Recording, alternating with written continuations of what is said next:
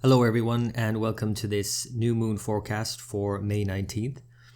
The new moon occurs in sidereal Taurus. It's at 4 degrees of sidereal Taurus, almost exactly at its degree of exaltation. The moon exalts in Taurus because it stabilizes the mind. And I was reading recently about different amino acids. And one of the amino acids that is really important for brain function and heart function and just mental well-being is called taurine. So that's not a coincidence. Taurine is the amino acid that we get from foods that is an essential amino acid, and we need it, and we can make it ourselves when we get older. Interestingly, children need to get it from the diet. So that I thought was an interesting correlation there with Taurus and the moon in Taurus. So why do I say that? Well, basically, we need to look after the basics when we're thinking about the moon and our mental and emotional well-being. We need good nutrition. That's number one. So many people skip over that part and attribute all of their woes to things that they could easily remedy by just eating a well-balanced diet. Just like that school of thought, the human givings approach to mental ill health.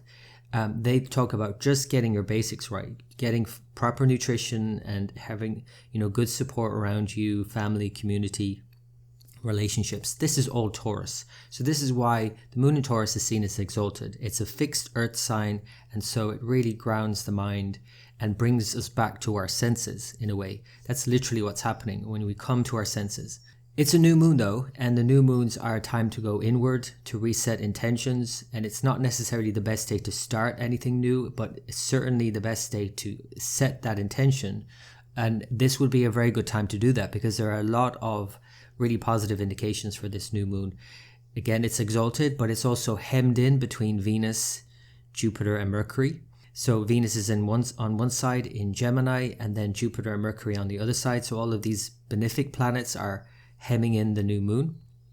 And so hemming in, it doesn't sound like a great thing, feeling stuck in a way, but that saying bloom where you're planted might apply here. So it's like if you're feeling stuck in a situation that's enjoyable, well, that's not such a bad thing, is it? Now, there are obviously other complications going on at this time apart from the new moon exalted. And that is more especially Mars in Cancer, the moon sign, opposing Pluto in Capricorn in a square to Jupiter and the North Node Rahu, which are coming together in Aries. So there is a very explosive dynamic building and building and building to a peak. And this configuration with Mars, Pluto, and Jupiter and the nodes is a very uncertain time in a way, as well as things are sort of pushed out into our awareness by Mars, and very abruptly so. And maybe at times inappropriately so, because Mars in Cancer is very reactive. So we need to be mindful, obviously, as we set our intentions, as we start off on this new journey for the new month, of our reactions. And as long as we're aware of that we can use these configurations to overcome something, to bring something out into the open, to delve into the subconscious and deal with whatever we need to deal with as we set our intentions to start again. And with that, again, if we're actually looking after the basics, we're more able to deal with those uncertainties and those changes that are happening, and not necessarily outward changes in any way, but oftentimes just very deep inner changes, psychological changes that are happening within us. But we cannot do that unless we have the basics met. And that's really essentially what is reflected in the exaltation of the moon in Taurus versus its debilitation, its fall in Scorpio. So we need to deal with the Scorpio thing. We don't want to sort of hide that thing any more than it's hidden. Scorpio is all about the things that are hidden, the things that are very uncertain and make us feel vulnerable, and the things that, despite all of the good things in life, just kind of gnaw at us. So we need to be very mindful of not ignoring those things. And that's why this Pluto-Mars opposition, in modern times, Pluto rules Scorpio. Of course, traditionally Mars and the South Node Ketu rules Scorpio, and they're all coming into this square in opposition. And so there's a lot of uncertainty right now with this kind of pivotal time in May. And again, we just don't want to ignore any of that. We want to deal with it while we get our basics, while we support ourselves emotionally, mentally, And while we feel supported by other people, and hopefully also support others in our community, in our family, because everybody's going through this change right now. So this new moon occurs in Kṛttikā. This is the lunar mansion that bridges both Aries and Taurus. It's mostly in Taurus where the moon exalts. Kṛttikā is the lunar mansion that's symbolized by a blade. And so even the sound of it, you can hear it. Kritika, it's all about cutting. And Kṛttikā individuals can be very cutting, but that is seen as a very positive thing because we need to cut it out.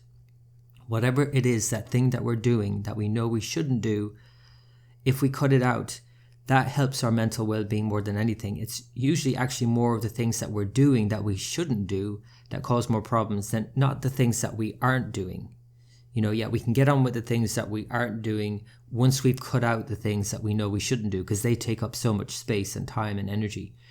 And, thinking about that in every which way, very practically, the things that we do, the thoughts that we think, the habits that we have, all of these things we do, once we cut those out, then we're more in a position to feed ourselves well.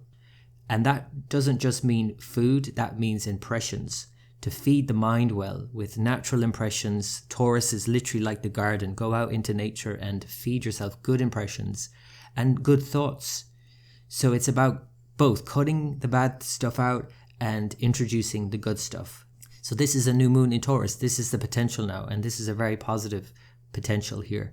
So I hope that's been of help. I wish you all the very best for this new lunar month. I'll speak to you next time when we are going to have to deal with the Scorpio stuff because it's a full moon in June in Scorpio. And this is where we can delve into all of that we need to delve into and deal with when we have our basics met.